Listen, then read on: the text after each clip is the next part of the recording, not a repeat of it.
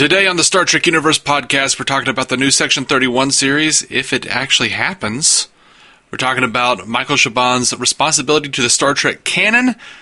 And is Megan Fox going to be in Star Trek? All that after this.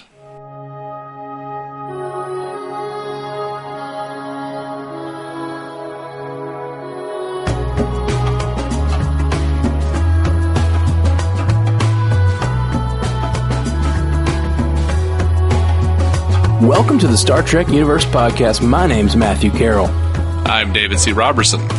Man, so we got talking news today, eh, Davo? Yeah, a little bit of news. It finally built up to an episode after 2 or 3 weeks. I think we just did a news episode like not too long ago. I feel like we're in a big dead space of Star Trek stuff coming out. So I feel like, you know, having a news episode every once in a while is pretty sweet.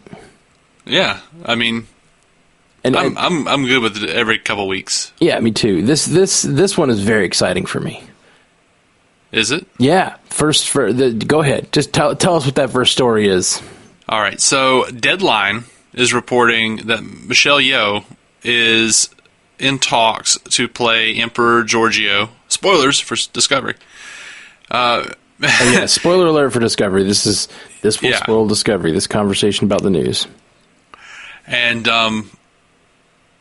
it's going to be about Section 31 and her adventures in whatever capacity as an operative of Section 31.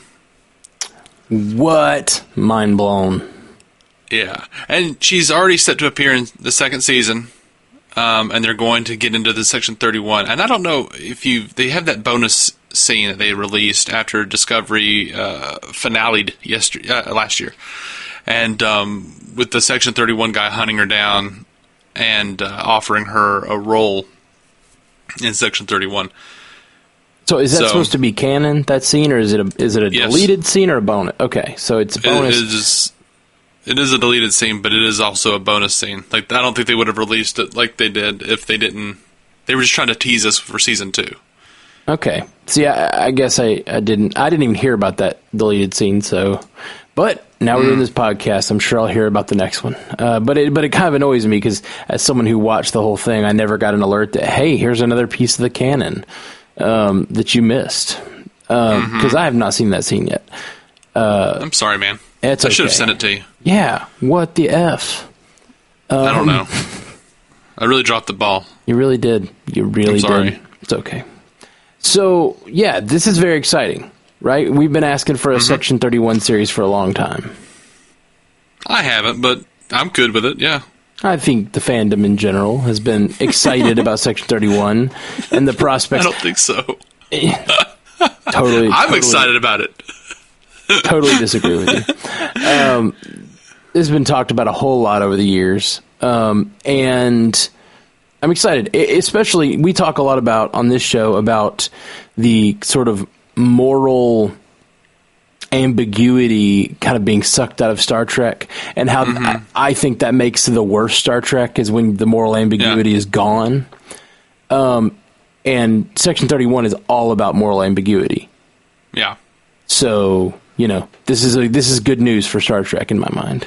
Yeah. Now, a couple of weeks ago, Michelle Yeoh was talking to IGN, and she said, in the whole universe, this is probably her best toy, because Section 31 has all the most updated gadgets, because they are the most informed. And she, as an engineer, she can hack into Section 31.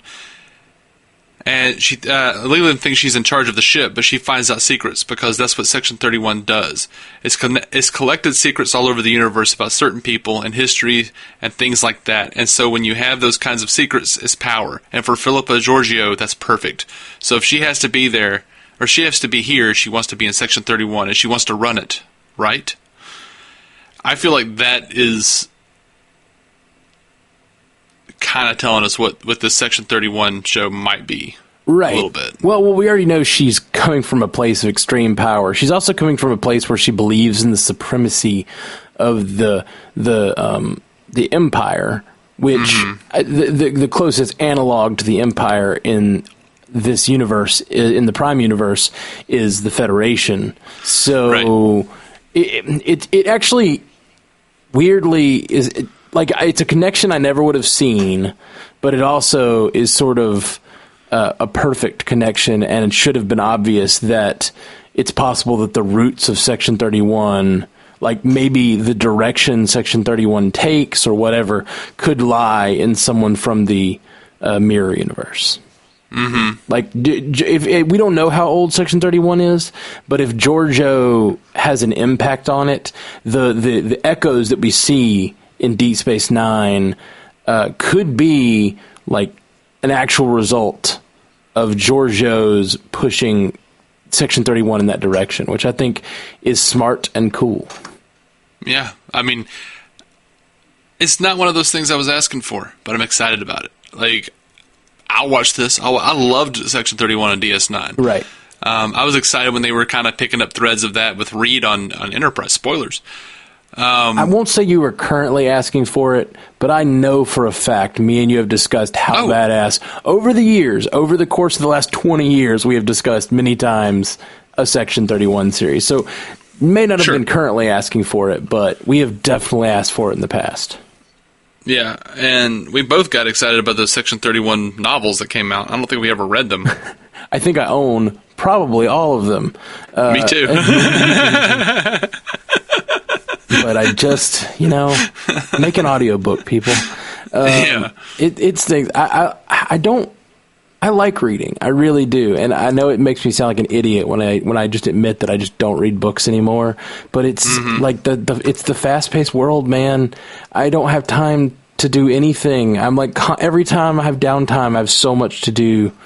I don't think I've mentioned it much on this cast, but my job is to be I'm a musician by trade, and like everything I do, I have to be kind of self-motivated. So every time I have downtime, I'm just like looking at my to-do list, like what thing do I have to do? What thing do I have to record or promote or make or I'm constantly working on my music career and also podcasting, but it just, I don't have time to sit and read a book. I just don't. Most of the entertainment that I absorb while I'm doing other things, while I'm driving somewhere or whatever. So, it is sadly a staple of my life as well. Like, I still do read, but it takes me a really long time now. Like, it's hard to get through a book. Yeah. Just in terms of time and how long it takes. Yeah, I am currently reading a book, like actually sitting down and reading a book, and it's taken me so long because I steal away a few moments here and there. Mm-hmm. Modern world, man. Yeah. So what else you got?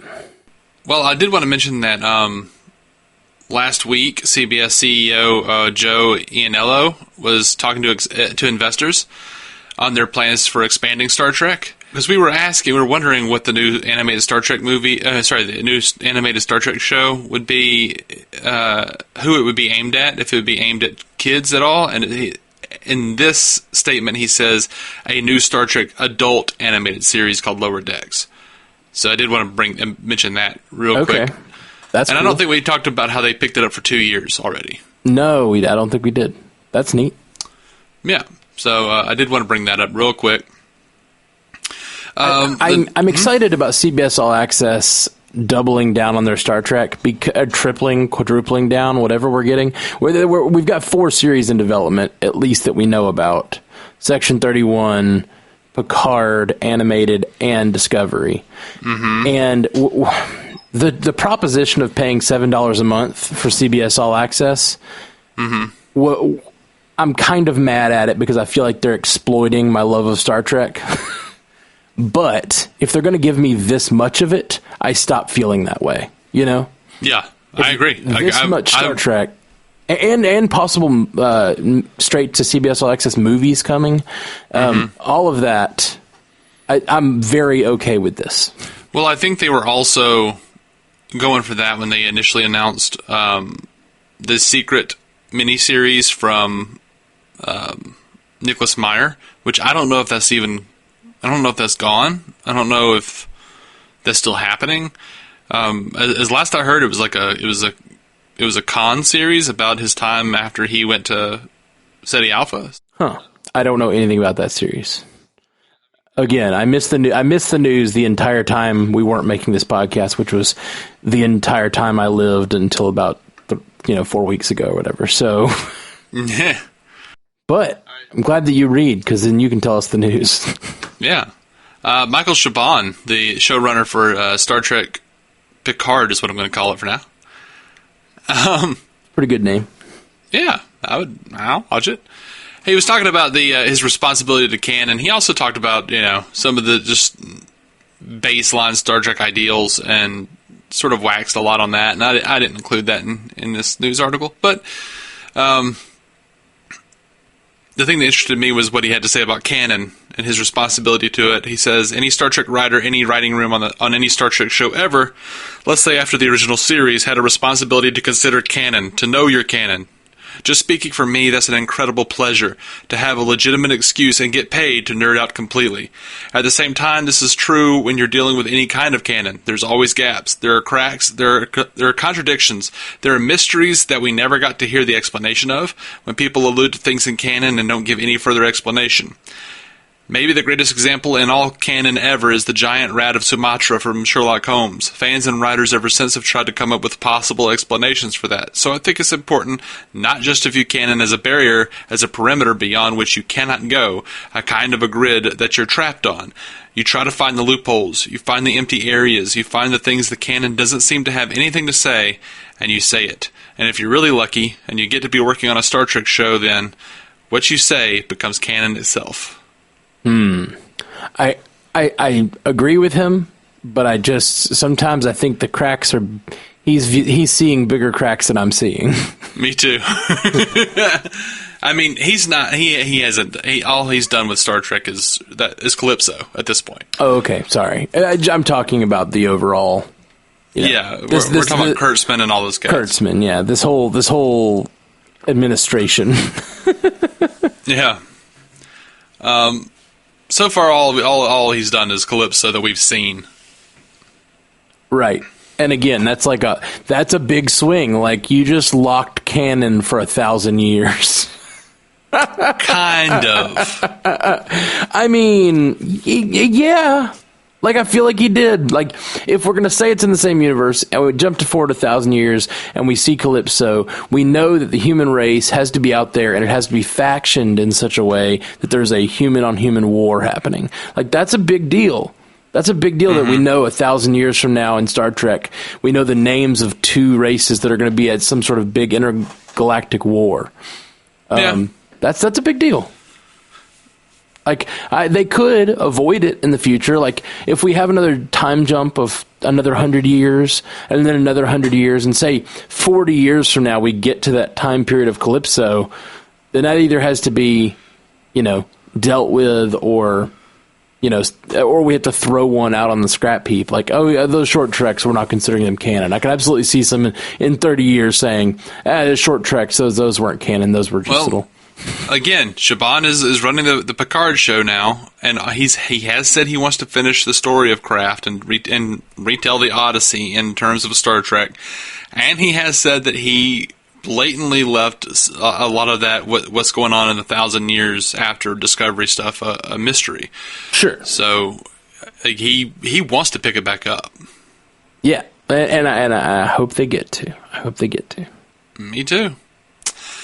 Fans of Star Trek Discovery can get their Season 1 on iTunes now, if they're so inclined. Needs to be on Netflix. I understand, buddy. That's all I'm saying. You want to bring new people to your Star Trek, put it on effing Netflix or Hulu or Amazon. Like, it's a year later. That's what shows do. They go on their network for the first year, and then a year-old episodes show up on these other streaming services.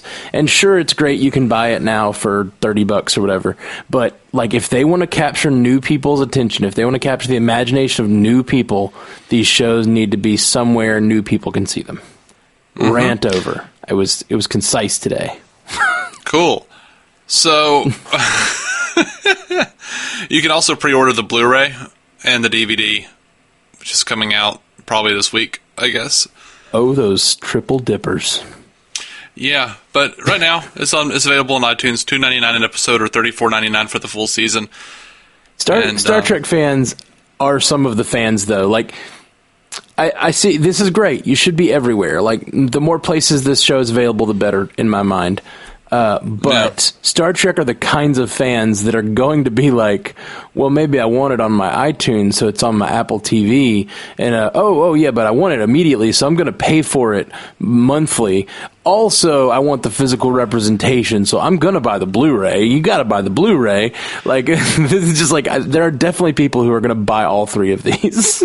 Yeah, absolutely, there are. And, I was looking at some of the comment sections on this news article, and there were just people, like, angrily saying, like, I'm waiting for the Blu-ray, I only buy physical. And other people are like, well, not. And then, like, other people are like, why are you angry about it? We're not doing that. We're some of us want to do streaming. And then another person's like, yes, but you can't code a Blu-ray to have HDR like iTunes does. And then someone else is like, no, but iTunes only has the 720 version, FYI. The Blu-ray will have 1080. So, yeah, there's all that. Yeah, there's a lot of things to consider. People like to watch things the way they like to watch it, which is why it should be available in all the places, including a streaming service. Rant over. Even shorter that time. All right, so we're going to move over to the movies for right now. Movies? Yeah, I think. Maybe. All right, so Megan Fox. I know that there's a whole section of the audience who just went, oh. Right. Megan Fox being mentioned on a Star Trek podcast is troubling. I will admit. Absolutely, which is why it's included. She may be very nice. I don't know her, but she's a pretty lady. I have not been very impressed with her acting. Yeah, But the story is Megan Fox. Continue. Yes, Megan Fox released a picture of herself on a set with John Cho, and it looks like there's like a couch, and a couple of chairs and a little table in front. So it looks like an interview set, not so much a movie set. But she's with John Cho and some other guy who I don't recognize at all. And if you look at the little table in front of them, there's a little bitty starship on it. Okay. And she tagged the Star Trek account on Instagram and put a little gif of the logo of Star Trek The Next Generation on it. And a fan saw it, and on their Twitter account posted a picture, like a snapshot of the story, the Instagram story that Megan Fox put up, and tagged Star Trek and said, what's going on here? And the Star Trek account responded with a little half smile. All right. Which, has upset a number of people because it seems like they're going, yeah, it's happening. Right. A half smile doesn't necessarily mean anything. And I'm not even upset. Doesn't necessarily. Especially these movies. These movies are, it's Star Trek, as you so succinctly discussed it last week, Star Trek 90210. I didn't say that. I laughed at other people saying that. I know. I was going to say the whole thing, which is, as you pointed out, already an old reference. You did not make that joke. You referenced the joke of a bunch of old people like ourselves that are so out of date that we're making a 15-year-old reference to reference it. But yeah, they're just a different universe, and it's just do their thing. Do your thing. If you're already kind of Michael Baying up Star Trek, you might as well bring Megan Fox into it. No, see, I was going to say the last thing. Actually, I swear I was planning on telling you the last thing that the Abrams universe needs is to make it more like Michael Bay. Right. I mean, if that's what you're going for, I guess just lean into it. Make it a fun. If we get Fast and the Furious Star Trek, I'm whatever. Mm-hmm. I'm kind of resigned to the fact, you yourself, when it comes to canon, you get resigned to the fact that it's just all separate universes. I don't have to worry about it. Every episode is its separate individual thing, and it can be told, and it's a story, whatever. I don't feel that way, but at least with this, we have it is a defined separate universe. You can do whatever you want with it. And now that I have my own Star Trek, my fear over the many years of watching these movies has been that we were going to get. This was going to become what Star Trek is, and it's completely going to lose its identity. Mm-hmm. I think Discovery, especially now that we're rewatching it, which will be coming to you very soon, kind listener. Dear, sweet, amiable listener. Amiable. Yeah, we haven't really had a lot of feedback yet, so we don't know how amiable they are, man. Could be very angry out there. No, man, I'm speaking it into existence. So, on a rewatch, I'm really feeling like Discovery is at least trying to find a modern way of telling the kinds of stories that we love about Star Trek. Mm-hmm. I think that Discovery is at least trying. I'm not saying they're fully, embracing all of the tenets that I want it to, but it's getting there. It's trying. And with this Picard series, I really think that we're going to get Star Trek. And honestly, even just the fact that it's CBS All Access, as much as I hate the idea that it's so siloed off from the rest of culture, I like that it is Star Trek it's going to be Star Trek for Star Trek fans. Yeah. Like, I do like that it is Star Trek for Star Trek fans. I just wish that they would promote it to outside of the tent. Try to make it a bigger tent. I think, where I stand on this. I think it's fine. I think Star Trek and the fandom of Star Trek the franchise itself is in a place where it's so niche. And, put up a paywall. Because certain fans they're gonna piss on it no matter what. I know we've had this discussion before. I know we've had this discussion before, but it's fine to have a paywall, but if you don't do anything to reach new people, you're never going to grow. But see, that's the problem, because it's not going to do well enough on network TV. It's just not. No, that's why you put it on Netflix. Breaking Bad is one of the first shows that gets this credit. Breaking Bad was a great show, but the first 2 seasons did horribly. No one watched it. It wasn't until it got put on Netflix and everyone was like sharing it with their friends and like, hey, it's a chemistry teacher cooking meth. It's an interesting story. And it got passed around on Netflix, and then it became the biggest show on television. Well, why did that sound like Norm Macdonald doing Burt Reynolds on Celebrity Jeopardy? I don't know. Hey, it's a pretty good show. Hey, you should go over to Netflix and check it out. Turd Ferguson. It's a funny joke. I like the reference. I don't think I sounded like that at all. I think you did, Trebek. I think you did. It's the way that people are reached these days is putting. I'm not even saying it has to be Netflix. You just got to make these episodes available for free for someone to be able to watch them, because a paywall is fine for people who love this stuff. A paywall is you're never going to get. And for all we know, we're going to do it. For all we don't know that they're not going to do it. And they already have it on Netflix. I hope they are. Everywhere but here. Right, exactly. I hope they are going to do it.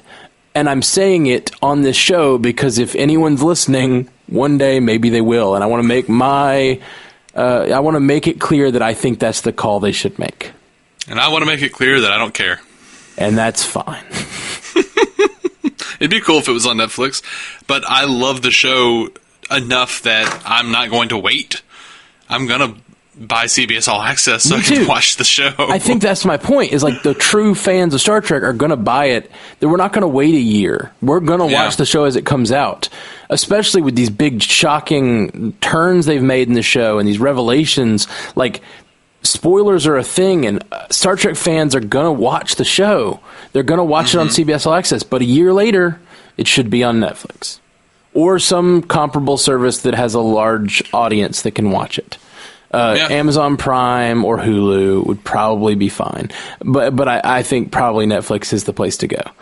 Because you just got to bring in new people. And again, I say, I'm not talking about for me. I'm not mad for me. I'm mad for 10-year-old Matt right now. As I've said on previous episodes, I want 10-year-old Matt who's sitting somewhere to be able to watch Star Trek and get into new Star Trek. That's all I'm saying. I know. I did want to ask you real quick, with Chris Pine apparently having walked away from Star Trek 4, do you think that it's possible John Cho's Sulu will become the captain? And how do you feel about that? How do you feel about the franchise going forward if that's what they do? I get, like, it kind of feels like, what's the point? And not that I don't like John Cho or Sulu, but it just kind of feels like those movies feel like they are Star Trek Greatest Hits albums or something. Like they're just doing this sort of, hey, it's those characters you love that are kind of like the TV show that used to be on. It's like a weird reboot, and it just would kind of feel like, if you're going to do a Sulu thing, bring it over here, set it in the prime timeline. Like, I don't know. I'm fine with John Cho even playing it. Like, I don't know. It just I don't see the point, but I would watch it. I'd for sure watch it. And we never got to see those stories really. There was a lot of discussion of Sulu having his own series and stuff over the years. See, one of the fun things about the Abrams verse for me is that they can kind of mix and match and kind of make new stories out of old stories. And I really liked the artist side. I didn't care for the art, but I really liked the comics that they were doing over at IDW that kind of told the story of what was going on in between movies. So I would be fine if they did like get rid of Kirk for some reason or another. Like if he, became an admiral and they made Sulu the captain, like, right. Or if they made Spock the captain for the next one and had Sulu be the first officer, and then like a couple movies down the line, once Quinto doesn't come back, you could have Sulu take over. I don't know. I think it might be neat, and I think I've said this on the show before. When we were growing up, I always wondered like what it would be like if they had different like auteur directors come in and do their take on Star Trek. Sure. So I'm, as far as these movies are concerned, I would rather them do, as you put it so eloquently, Fast and Furious Star Trek, which, I don't think it's quite there yet, but I would rather them do that in the movies than force that format onto Prime universe. Because I always felt like in those Next Generation movies, after First Contact, it was like a formula, and Picard had to get like semi-nude and run around and swing from ropes and shit. It's real weird. And do things that he never did on the show. There are fangirls that are very attracted to Patrick Stewart, and he's a very attractive man. He is. But he wasn't that kind of captain. It wasn't in his character. It just felt real weird. Yeah, it felt okay in First Contact, I feel like. I don't know. Yeah. I don't know. Like, it felt more accurate in Generations, where like he went and tried to be a little physical, and then he was like, no, I need to go back in time and get Kirk to do it. Yeah, you're right. I feel like First Contact, I was thinking of a different movie, honestly. I was in my head, I had the Doom buggy scene. That was Nemesis. Yeah, I know. It just for a second I was thinking of the wrong movie. But yeah, First Contact felt like Picard. And what's weird is, Nemesis was really critically panned when it came out, and a lot of the fans were talking about how it was the worst thing ever. Mm-hmm. And now going back and listening to podcasts and just reading different opinions online, Nemesis has really come around. Like, people have really clung to Nemesis for some reason as if it were a really good movie. It's not. Weird. I'm sure at some point we will do a Nemesis review and rewatch that movie. Mm-hmm. But it'll probably be a while, because I think me and you probably agree that's one of the worst Star Trek movies. I don't know. I do. I think so. I mean, I love a lot of the Star Trek movies. I think that's the thing. I think that's a horrible movie. That's the thing, because a lot of people will be like, Star Trek fans will say, like, this one was good, this one was bad. There's the even numbers myth, which I don't agree with. I think the even numbers myth has its merit. I think maybe it's the best ones are even, I think, to some degree. I'm not even sure I agree with that. I mean, Nemesis was number 10. Right, that was horrible. It breaks that mold for sure. Star Trek 3 was an odd, and I love Star Trek 3. I like Star Trek 3 a lot, but I still think that 4 and 2 are better than 3.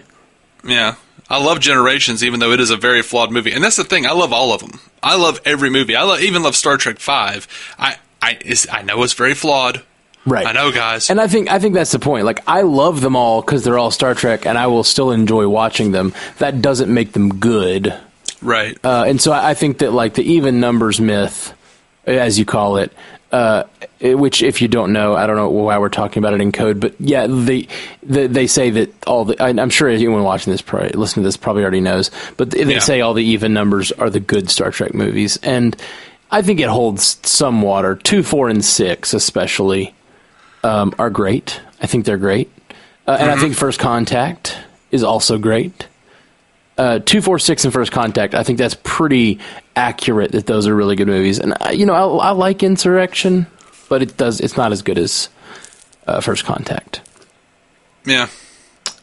Just like as a film, I don't know. From like a stupid Fast and the Furious sentiment, but also from a character perspective and a Star Trek like lore perspective, and the whole going back to First Contact was super fun. I don't know, just it just bases itself in the world in a really cool way. I would love to do a review of every Star Trek movie, by the way. I would love to. Me too. We will definitely do that. We have 50 years of Star Trek to delve and talk about, and we will casually talk about a lot of it, but I would love to dig into pretty much everything eventually. And it's going to be harder the more stuff that's coming out. So I feel like this year, while we only have Discovery on the air, we should try to do some of those back episodes that we really, the stuff that we really want to do, like the movies. The movies will be fun. I think picking some of our favorite episodes. I want to rewatch all of Star Trek, honestly, just from every bit of it. I watched. Have you heard Trexpertise? Have you seen Trexpertise, the YouTube channel? I think I've heard of it, but I haven't watched it. There's a guy who puts this YouTube channel out called Trexpertise. He's actually based out of Birmingham, which is really cool because that's where we're based out of. But he does Star Trek reviews, and today he did he does Star Trek. He calls them video essays. Highly recommend. If you're listening to this, you'll love what he does. But he does video essays, and like today he did androids versus holograms. And he talked about basically the thrust of the thing was Data and his path to sort of citizenship on in the Next Generation, and kind of Picard's relationship to Data, and then comparing that to Janeway's relationship with the Doctor. And it was just really well researched, and there's just a lot of clips of them having similar conversations and the way they each handled it differently. And it made me want to watch Voyager. And I was like, what are you thinking, Matt? You hate Voyager, but it made me want to watch Voyager. It happens from time to time. I'm like the arc of the Doctor sounds super interesting to me. One of his major points is that Picard has this sort of snap judgment that it's a life, it's worth protecting. Bam, we're going to talk about that. I'm going to stand up for this life because it's life and it's sentient and it's worth protecting. Janeway has she's much slower to come around to that. There's a lot of seasons where she's still kind of restricting his rights and like still making decisions that are keeping him down to some degree. And he just goes into all these, like how she has more of a slow turn to the idea that the Doctor is a person, and his point is that that's a much more realistic view of how people get over that sort of prejudice, and I thought that was interesting. I really want some interest. I need some like interesting stuff to read on what makes an artificial intelligence sentient. I talked a lot about it a couple weeks ago on our Marvel Cinematic Universe podcast. We talked about it with the Superhero Ethics podcast, and I really want to dive into that because what do you think of that? What do you think of AI and its possible sentience? Well, first of all, I want to ask you this: what are you looking to read? Because are you looking to read fiction, nonfiction, just like conjecture? Probably nonfiction, honestly. But I definitely like to read some fiction on it too. I don't know. I'm very intrigued by the idea because I have this very snap sort of feeling about it that they are not as valuable as human life. Because if you're looking at fiction, I feel like Isaac Asimov is probably a good place to start. Right. That's probably true. But as far as what I think... Yeah, what'd you think? I think it's going to take a really long time for any sort of AI to become sentient. That's what I said on our last podcast. I just said I don't think we're close. And I got feedback from some folks that were like, you may be a little behind on the science on it. We're like closer than you think.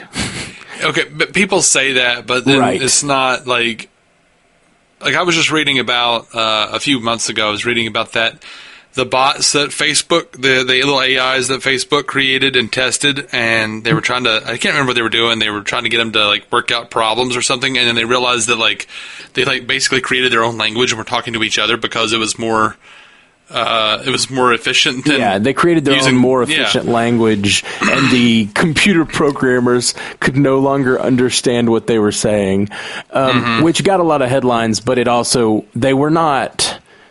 It wasn't as deep as that. It wasn't as nefarious as it seemed. Basically, they just created a robotic shorthand that, the programmers could no longer understand. They didn't shut it down because they thought it was sentient.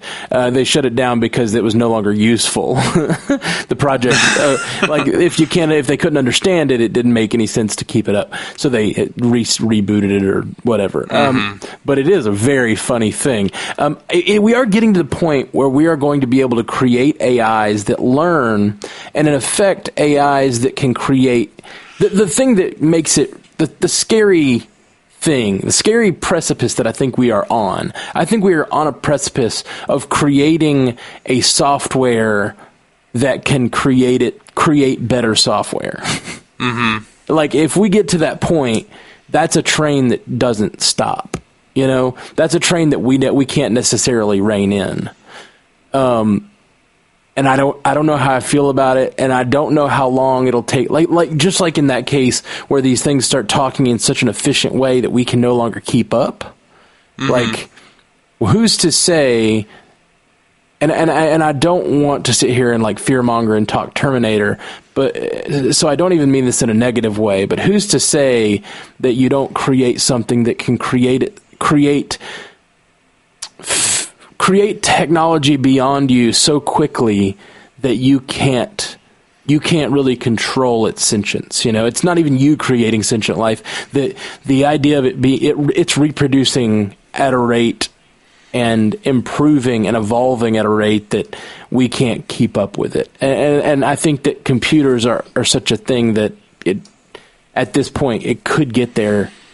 Within the next few years, we could reach that point where AI is creating AI. Yeah, I think it could happen. In which case, we would be primates. Yeah, maybe. That's the question. That's the question. Is it it's not the same thing as evolution. It's a different. It's a different mechanism. It's something we're creating as opposed to something that is being selected out of us to create a new species. It's a lot of tricky questions involved. And the biggest thing is what gives life value? And then I start deconstructing what gives life value. And when I do that, I get into dangerous logical places, because I'm basically I start coming up with why I think robots aren't worth anything, but it all there's really no difference between a truly evolved sentient robot and a human being.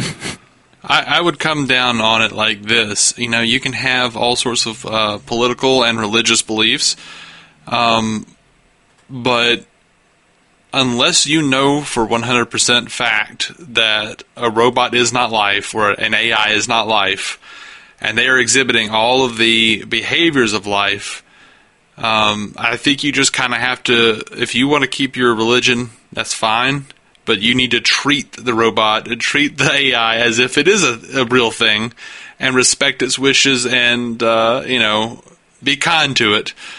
Same as you should anybody else. I'm with you on that, but you said a very short statement there that is what I want to dig into, and that is, you said all of the traits of life, or traits of a living thing. I'm saying we can't know. What are those traits? And we need to decide. We need to figure out what we value and what makes life valuable, in a sense that, like, when the computers get there, we know they've crossed a line, you know?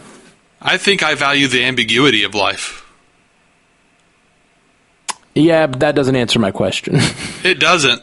But nothing would. Nothing will answer your question. That's a bullshit cop-out. It's not a cop-out. There's not an actual answer. That is, I agree, but that doesn't mean it's not worth pursuing an answer to get closer to an answer.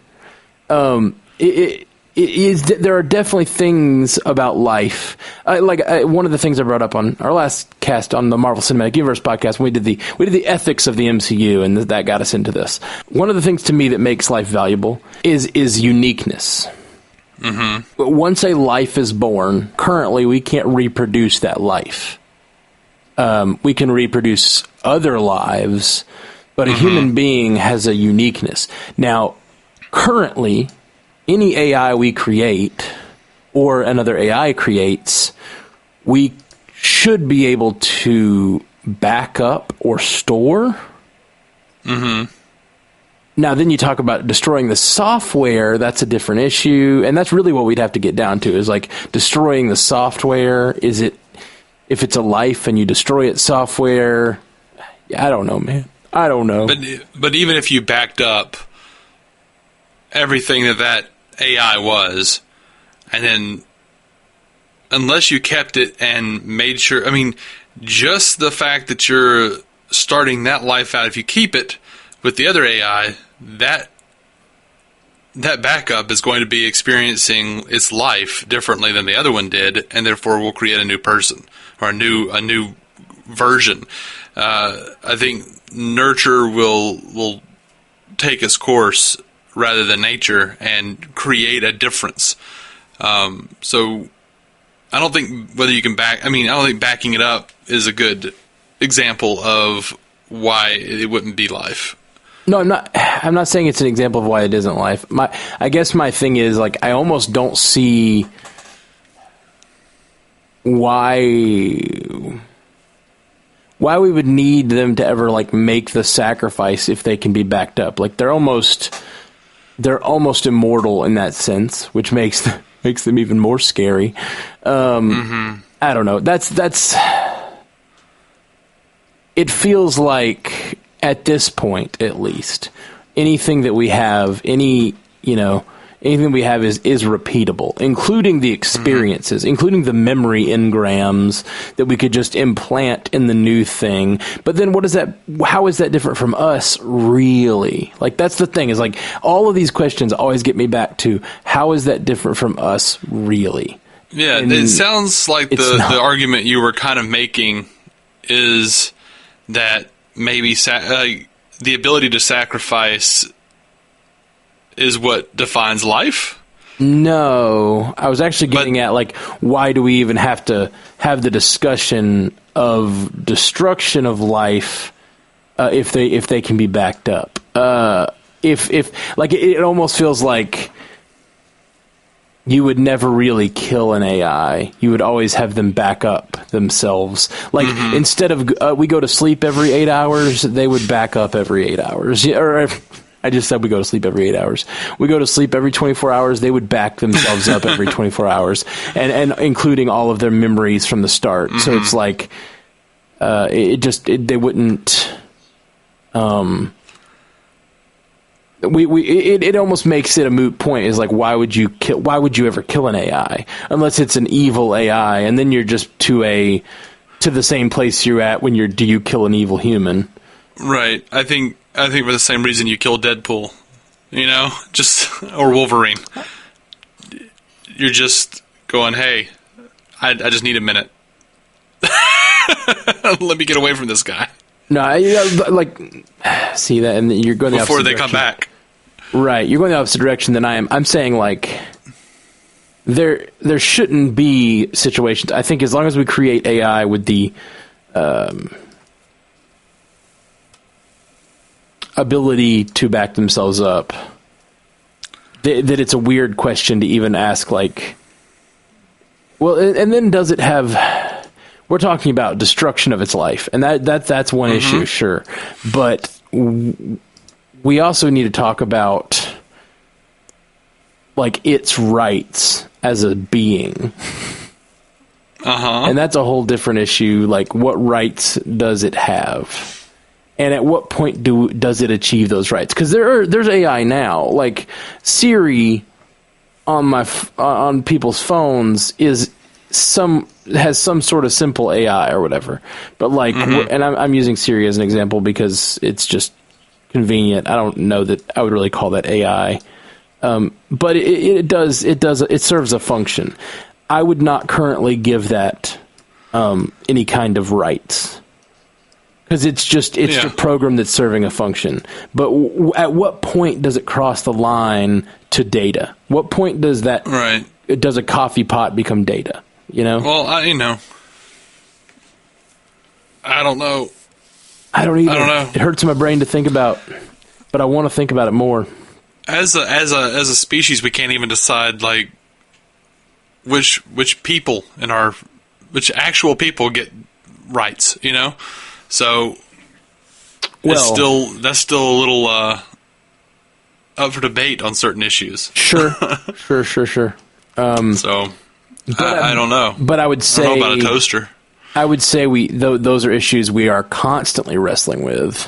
We are, and we'll have to wrestle with this as well. Yeah, and that's what I'm saying. We're getting to the point that we're going to have to wrestle with this in a real way, not just a sci-fi way. And I want to know.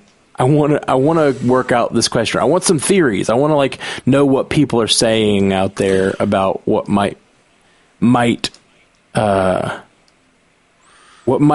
register as sentience. I think personally we'll have to, you know how they, like, a lot of journals and stuff will say like, oh well, you know, a dog or a cat is the intellectual equivalent of a human 3-year-old.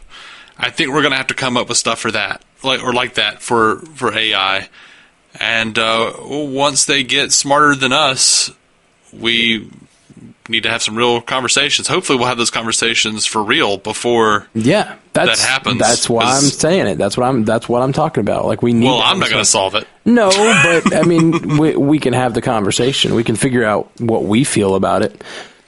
Because it's weird, but we're in a world where it's possible by our lifetime we'll be like voting on issues like this. Like, I think honestly, if it happens, like, I don't know, like, if I think if machines get the ability to, or AI get the ability to, or just become smarter than us and self-aware, right? I think we're dead. I think that's an alarmist view. I don't think it's an alarmist view. We're a shitty species. We don't know that to say that anything you're going to encounter is just going to kill you is just, it's kind of. I'm not saying anything. I'm saying cold logical. No, I'm saying cold logical machines are going to kill us. Not anything. Not necessarily. Well, see, and that's there's the rub. It's like the cold logical machine would kill us. It depends on what its primary drivers are, and generally those are set by us. So, talking about Asimov, like you said, talk about his 3 laws. Absolutely. You give him those 3 laws of, not harming humans, then, Yeah, you'd have to have that. Yeah. You'd have to have that. Or do you? If it's that sentient, do we have a right to give it those laws? Like, it's yeah. It's well, crazy. I mean, do you have a right to raise your child? Well, but raising a child, I agree. There's a parallel there. But unfortunately, the Mac is going to go to college and it's going to say, well, you say not to harm humans, but you know what? You're using me for war and you're harming humans.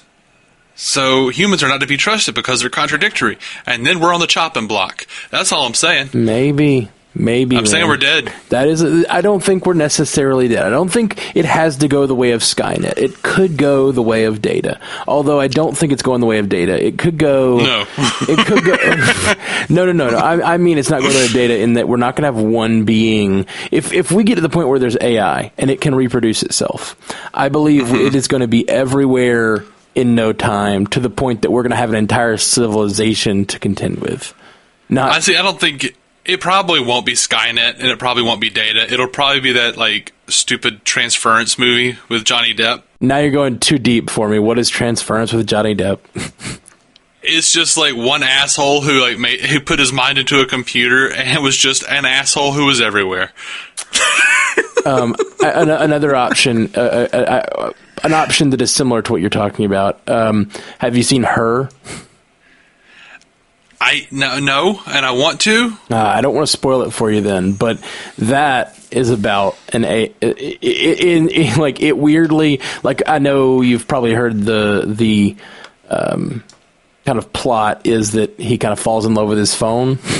Like that's the tagline of the movie. Almost is like, dude falls in love with the AI of his phone. And I actually really love that movie. I think it's really good. But it actually kind of gets into these issues more than I expected it to. Oh, yeah. And so, yeah, I recommend it.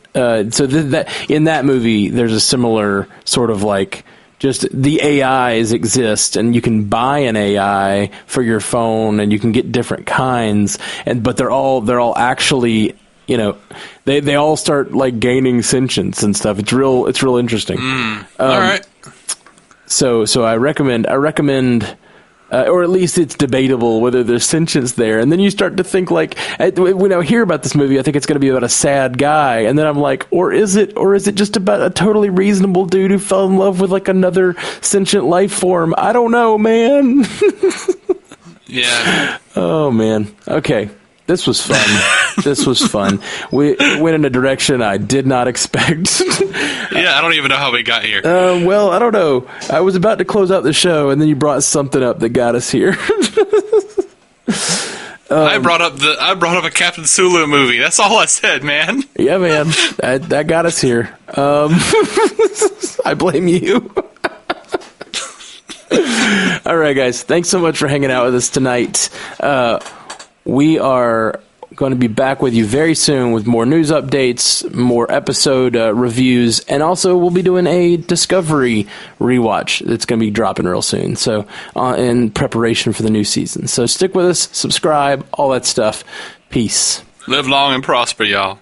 To reach out to us, hit us up at StarTrekUcast.com, at StarTrekUcast on Twitter, Star Trek Universe Podcast on Instagram and Facebook. Just search for us there, or send us a message at StarTrekUcast@gmail.com. If you'd like to hear more from David C. Robertson, check out the DC On Screen podcast or maladjusted.tv. And if you want to hear more from Matthew Carroll, that's me, check out the Marvel Cinematic Universe podcast, or go listen to my music at MatthewCarrollmusic.com or anywhere you get music.